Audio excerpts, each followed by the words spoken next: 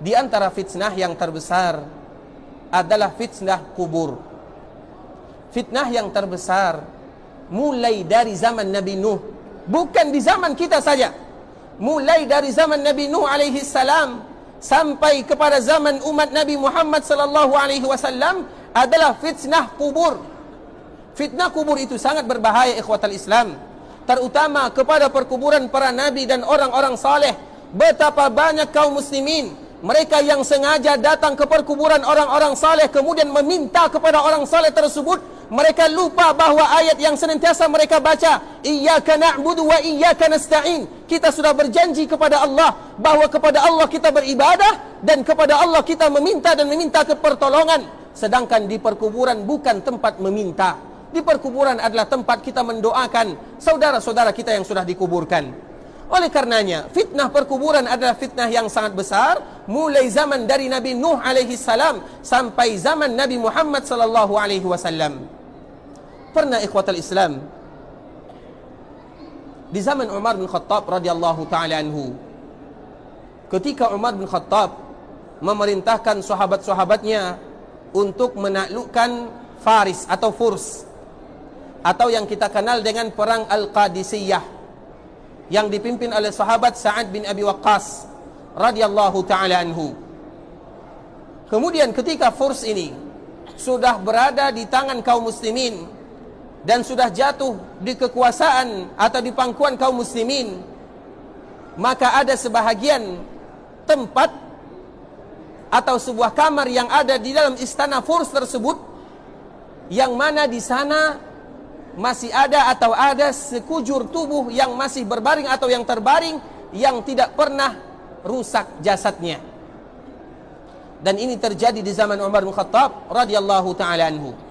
Sehingga ikhwatal Islam, dan panjangnya sangat panjang, dan jasadnya ini utuh, dan disimpan oleh orang-orang Furs tersebut, disimpan oleh orang-orang Faris tersebut. Kemudian dilihat oleh kaum muslimin. Kemudian ketika dilihat oleh kaum muslimin, maka jasad tersebut sangat utuh, tidak ada rusaknya. Dan kita tahu satu-satunya jasad yang tidak akan rusak dan utuh adalah jasad para nabi dan orang-orang saleh yang diridai oleh Allah Azza wa Jalla. Kemudian di pangkal atau di kepala jasad tersebut ada sebuah kitab. Nah, kitab ini berbahasa Ibrani. Kemudian diambil oleh sahabat Nabi sallallahu alaihi wasallam, kemudian diterjemahkan ke dalam bahasa Arab.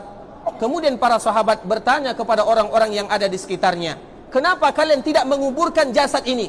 Kenapa kalian menyimpannya di dalam kamar? Jadi jasad ini tidak dikuburkan, mereka simpan di dalam kamar raja, dan jasad ini utuh." Maka para sahabat bertanya kepada orang yang ada di sana, "Kenapa kalian tidak menguburkan jasad tersebut? Apa sebabnya?" Apa kata orang-orang yang ada di Furs? "Setiap kali kami mendapatkan musibah, maka ketika kami meminta kepada jasad ini atau kepada mayat ini, maka langsung dikabulkan. Kalau seandainya kami ditimpa kemarau yang sangat panjang, maka kami akan keluarkan jasad tersebut. Nah, ketika kami keluarkan jasad tersebut, maka Allah langsung menurunkan air hujan." Ini bukan karamah, namun ini adalah fitnah. Kenapa kita katakan demikian? Sehingga sahabat Huzaifah bin Yaman, dia mengirim surat kepada Umar bin Khattab radhiyallahu taala anhu, "Wahai Umar, kami menemukan ini dan itu. Kami menemukan sebuah jasad, dan jasad ini atau mayat ini disebutkan oleh para ulama namanya adalah Daniel. Intinya dia adalah orang saleh atau para nabi atau nabi Bani Israel." Kemudian akhirnya apa kata Umar bin Khattab radhiyallahu taala anhu? "Wahai Huzaifah, kuburkan jasad tersebut atau kuburkan mayat tersebut." Maka akhirnya mayat ini dikuburkan. Digalilah perkuburan sebanyak 13 buah.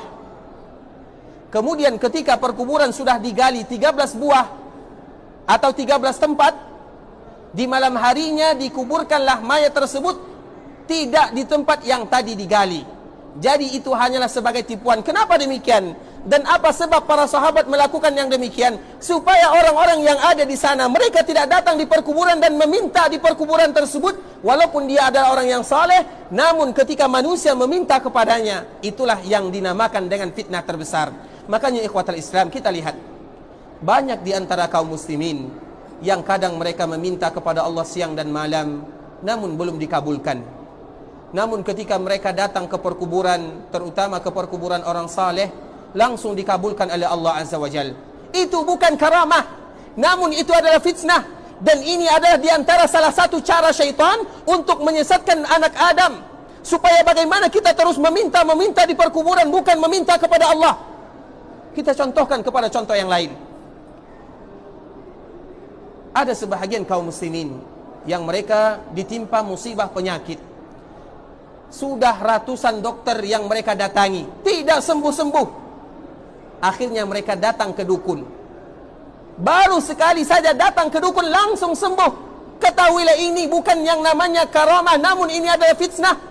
Kenapa kita katakan dengan fitnah? Supaya kita terus datang kepada dukun tersebut, yang mana kalau kita datang, yang mana pada akhirnya kita akan disesatkan. Karena itu merupakan cara syaitan untuk menyesatkan anak Adam.